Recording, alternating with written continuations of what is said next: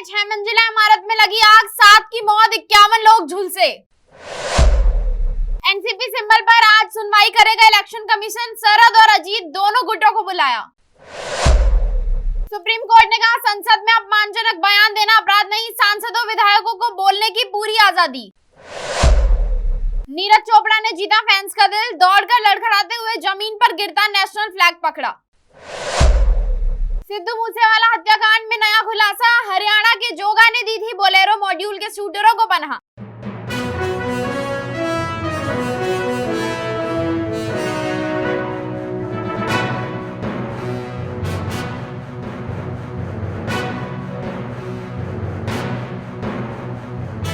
नमस्कार, new India live देख रहे हैं आप और मैं हूं आपके साथ रूबी सिंह चौहान।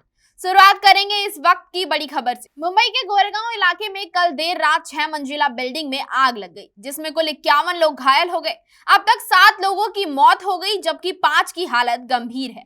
35 लोगों का इलाज चल रहा है और 4 घायलों को छुट्टी दे दी गई है। आग के कारण बिल्डिंग की पार्किंग में खड़ी कई गाड़ियां भी जल गई। इनमें 4 कार और करीब 30 बाइक शामिल हैं। आग किस वजह से लगी ये अभी पता नहीं चल पाया है। बृहन्मुंबई नगर निगम के एक अधिकारी ने कहा कि गोरेगांव पश्चिम के आजाद नगर इलाके में जय भवानी बिल्डिंग में सुबह करीब 3 बजे आग लग गई। आग में झुलसे लोगों को जोगेश्वरी के ट्रॉमा सेंटर और जुहू के कूपर अस्पताल में ले जाया गया। इनमें से डॉक्टरों ने 2 नाबालिग और 2 महिलाओं समेत 6 को मृत घोषित कर दिया। आग बुझाने में फायर ब्रिगेड को करीब 4 घंटे लग गए। अधिकारी ने कहा कि 8 से अधिक दमकल गाड़ियों ने आग पर काबू पाया। स्थानीय लोगों की माने तो इमारत के पार्किंग में काफी पुराना कपड़ा रखा हुआ था, जिसमें आग लगी होगी और देखते देखते पूरे पार्किंग और इमारत की पहली और दूसरी मंजिल में आग फैल गई।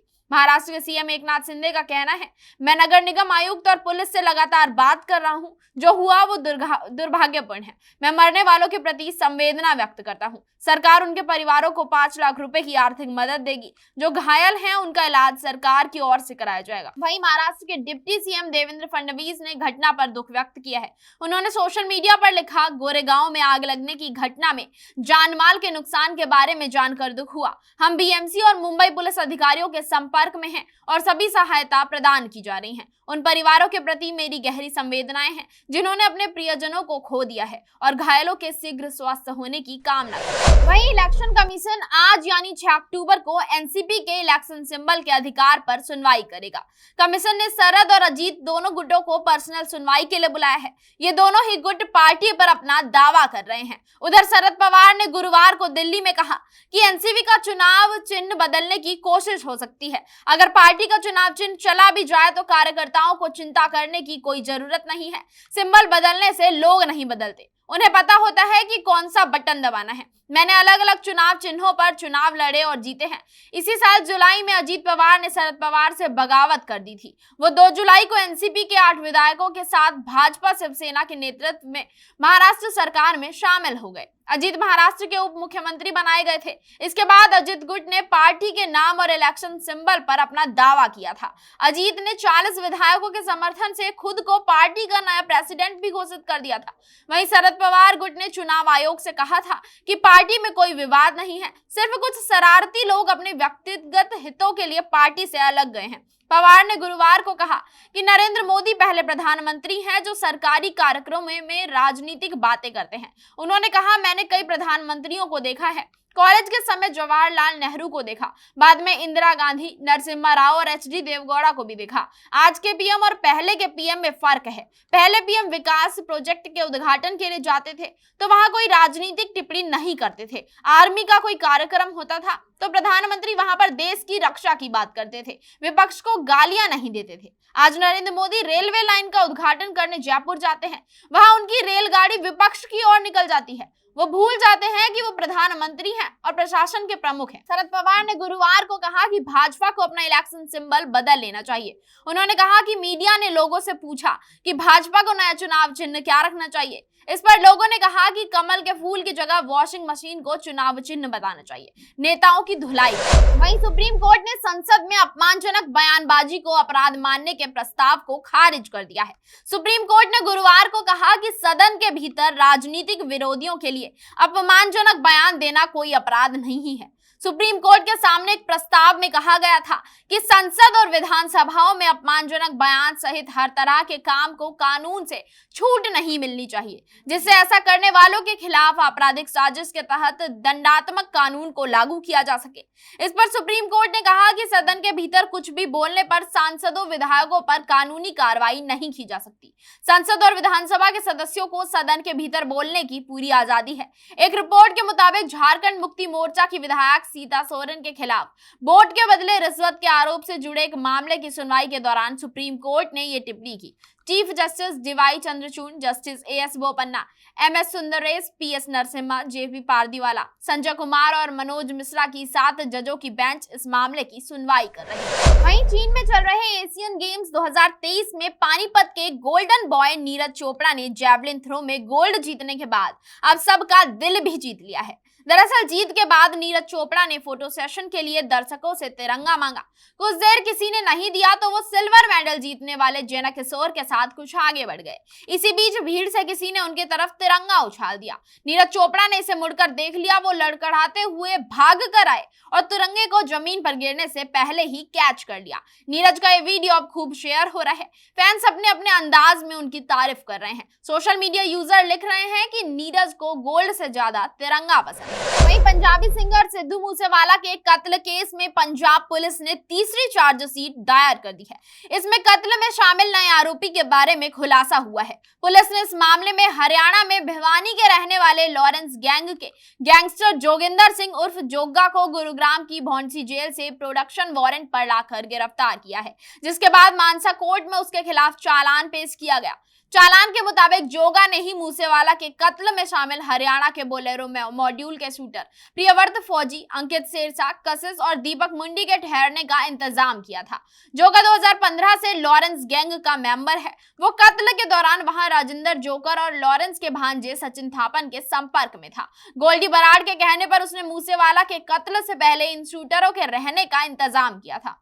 पुलिस के मुताबिक जोगिंदर सिंह उर्फ जोगा हरियाणा में भिवानी जिले के बरदुनई थाना बेहाल का रहने वाला है।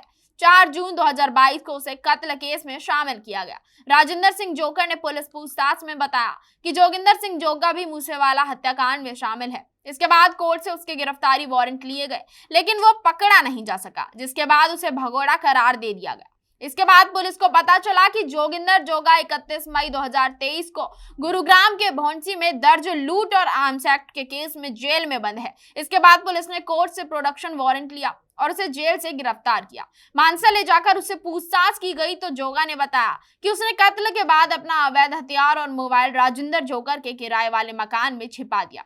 ये मकान हरियाणा की उकलाना भूना रोड पर बस स्टैंड के पास है। वहीं प्रवर्तन निदेशालय ने दिल्ली शराब नीति मामले में आम आदमी पार्टी नेता और सांसद संजय सिंह के 3 करीबियों को समन भेजा है। इनमें विवेक त्यागी, सर्वेश मिश्रा और कंबरवीर सिंह का नाम शामिल है।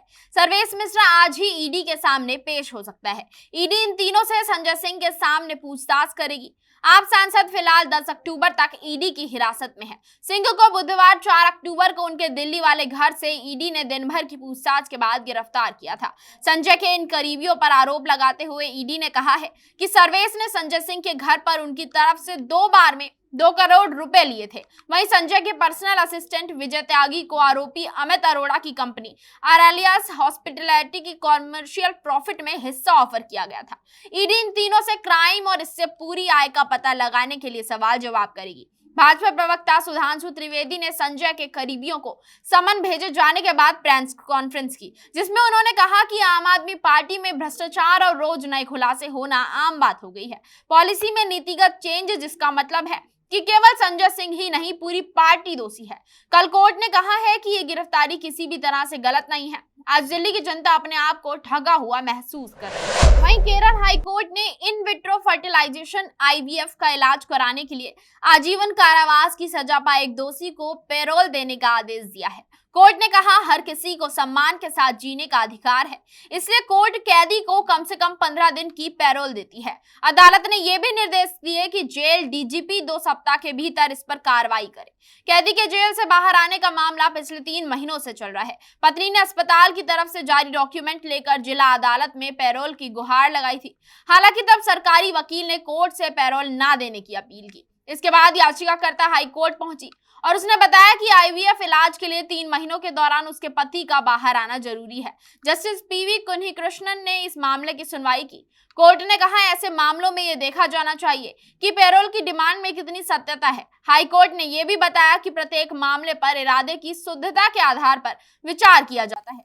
अदालत ने आदेश जारी करते हुए पूछा कि वो तकनीकी आधार पर उचित दलीलों से कैसे आंखें मूंद सकती है। सजा के बाद जो लोग बाहर आते हैं उन्हें समाज के हिस्से के रूप में देखा जाना चाहिए। जो व्यक्ति जेल की सजा काट चुका है और रिहा हो गया है उसके साथ भेदभावपूर्ण व्यवहार किया जाना चाहिए। सुप्रीम कोर्ट ने ड्रग रैकेट मामले में बर्खास्त एआईजी राजजीत हुंडल को अंतरिम जमानत दे दी है। इसके साथ ही देश की सुप्रीम कोर्ट ने पंजाब सरकार को नोटिस भी जारी किया है। इससे पहले पंजाब और हरियाणा हाई कोर्ट ने अगस्त महीने में बर्खास्त एआईजी की जमानत याचिका खारिज कर दी थी। बता दें कि मार्च में हाई कोर्ट द्वारा खोले गए ड्रग मामले की जांच रिपोर्ट के बाद सरकार ने पूर्व एसएसपी राजजीत हुंडल के खिलाफ केस दर्ज कर अप्रैल में उन्हें नौकरी से बर्खास्त कर दिया था। बर्खास्तगी के बाद से वो फरार चल रहे हैं। इससे पहले जुलाई में पंजाब और हरियाणा हाई कोर्ट ने ड्रग्स तस्करी मामले में आरोपी बनाए गए एसएसपी राजजीत सिंह हुंडल को अंतरिम राहत दी थी। इसके साथ ही भगौड़ा घोषित करने की प्रक्रिया पर 1 हफ्ते के लिए रोक लगा दी थी। अदालत ने हुंडल को पहले अग्रिम जमानत दाखिल करने को कहा।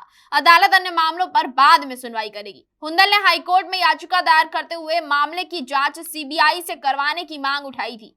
हाईकोर्ट ने याचिका पर सवाल उठाते हुए कहा कि सीधे तौर पर अग्रिम जमानत की मांग वाली याचिका क्यों नहीं दायर की गई। याचिका दायर करते हुए राजजीत हुंडल ने कहा था कि उनके खिलाफ की गई सभी कार्रवाई पूरी तरह से गलत है।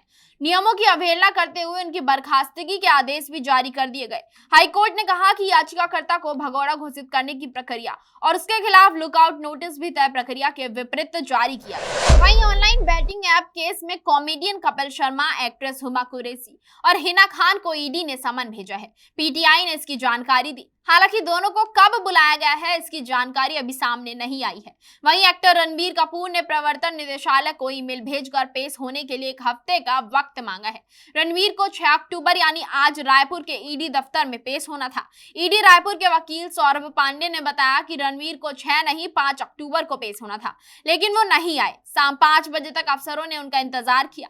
इनका ईमेल मिलने के बाद अब शुक्रवार को तय किया जाएगा कि उन्हें दूसरा समन किस तारीख को भेजा जाए। रणबीर पर सौरभ चंद्राकर के बैटिंग ऐप के प्रमोशन का आरोप है। ईडी का कहना है कि इसके लिए रणबीर को हवाला के जरिए कैश पेमेंट किया गया। एक्टर से ईडी जानना चाहती है कि वो इसका प्रमोशन कब से कर रहे हैं, इसके लिए किसने संपर्क किया और पेमेंट किस मोड में मिला। कुछ मीडिया रिपोर्ट्स में दावा किया गया है कि रणबीर इस केस में आरोपी नहीं है। ईडी सिर्फ उनके जरिए लेन देन को समझना चाहती है। इस केस का मुख्य आरोपी सौरभ चंद्राकर है, जिसकी शादी में टाइगर श्रॉफ, नुसरत भरूचा, सुखविंदर सिंह, नेहा कक्कड़ और सनी लियोनी समेत 14-15 सेलेब्स ने शिरकत की थी। इन सभी को ईडी समन भेज सकती है। बैटिंग ऐप केस में जांच कर रहे अफसरों ने बताया कि प्रवर्तन निदेशालय की ओर से एक्टर रणबीर कपूर को फिर से समन भेजा जाएगा। अगर 2 बार समन जारी करने के बाद भी वो पूछताछ में शामिल नहीं होंगे तो ईडी की टीम रणबीर कपूर को पूछताछ के लिए हिरासत में ले सकती है। ऑनलाइन बैटिंग ऐप से जुड़े लोगों के खिलाफ ईडी लगातार कार्रवाई कर रही है। 15 सितंबर को ईडी ने रायपुर, भोपाल, मुंबई और कोलकाता में 39 स्थानों पर छापेमारी की। स्टोरियो के ठिकाने 417 करोड़ रुपए की अवैध संपत्ति जब्त की गई थी। इसमें बड़ी तादाद में सोने चांदी के जेवर और कैश बरामद हुए। वहीं पश्चिम बंगाल के गवर्नर सीबी आनंद बोस को सिलीगुड़ी में तृणमूल कांग्रेस के कार्यकर्ताओं द्वारा काले झंडे दिखाए गए। इस दौरान प्रदर्शनकारियों ने गवर्नर के विरोध में गो बैक के भी नारे लगाए। गवर्नर सीबी आनंद बोस गुरुवार सुबह उत्तरी पश्चिम बंगाल के बाढ़ प्रभावित जिलों की स्थिति का जायजा लेने पहुंचे थे। दार्जिलिंग, क्लिम्पोंग और जलपाईगुड़ी के बाढ़ प्रभावित इलाकों का दौरा करने के बाद जब गवर्नर गेस्ट हाउस पहुंचे तो वहां मौजूद तृणमूल कार्यकर्ताओं ने काले झंडे दिखाए। इस दौरान पुलिस और कार्यकर्ताओं के बीच झड़प हुई। प्रदर्शन कर रहे तृणमूल कार्यकर्ताओं ने आरोप लगाया कि राज्यपाल सिलीगुड़ी में राजनीति करने आए हैं। वहीं राज्यपाल ने कहा कि वो प्रदर्शनकारियों का स्वागत करते हैं। उन्होंने कहा कि मैं गेस्ट हाउस में स्थायी रूप से नहीं रहना चाहता, वो मुझे वापस जाने के लिए कह रहे हैं, इसलिए उनका सम्मान करते हुए मैं वापस जा रहा हूँ। इसी के साथ इस बुलेटिन में इतना ही। जुड़े रहें हमारे साथ और देखते रहें न्यू इंडिया लाइव।